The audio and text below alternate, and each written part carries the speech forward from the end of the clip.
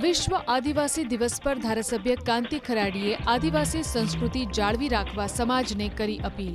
સમાજમાં ચાલતા દારૂના દૂષણને સંપૂર્ણપણે નાબૂદ કરી શિક્ષણ પર ભાર મૂકી સમાજના યુવાનોને શિક્ષણ તરફ આગળ વધારવા માટેનું આહ્વાન કર્યું। ધારાસભ્ય કાંતિ ખરાડીએ સમાજમાં અપીલ કરતા કહ્યું કે સમાજમાં ચાલતા દારૂના દૂષણને બીજું કોઈ નહીં પણ આપણે જાતે જ એકજૂટ થઈને બંધ કરવું પડશે। જળ, જંગલ અને જમીનને પણ સાચવી રાખવાની અપીલ કરી સાથે જ સરકાર પર સમાજના લાભો નાબૂદ કરવા માંગતી હોવાનો આરોપ લગાવી એક થઈને લડવાનું આહ્વાન કર્યું। આપે જાતે ખુલીને બારી નહીં આવશું તો બીજો કોઈ નહીં કરાવી શકે।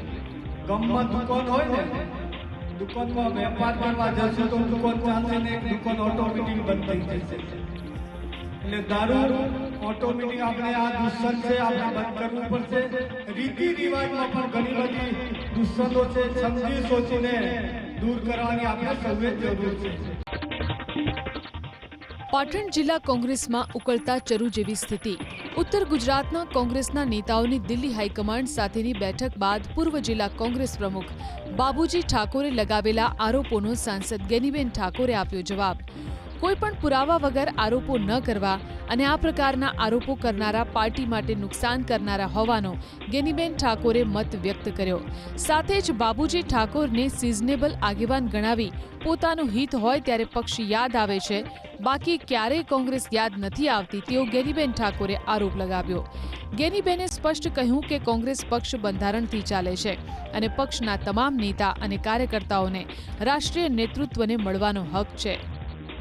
લોકો આ માટે આવ્યા હતા અને જે આક્ષેપો કરે છે એ હું માનું ત્યાં સુધી પાર્ટીને નુકસાન કરવાવાળા લોકો છે, એમને એ સિઝનેબલ આગેવાનો છે। જ્યારે એમને પોતાના હિત માટે હોય ત્યારે કોંગ્રેસ, બાકી તો એમને જે મન ફાવે એવું વર્તન કરતા હોય છે, એવા ભાષણો કરતા હોય છે ને એવું મીડિયા સમક્ષ બોલતા હોય છે।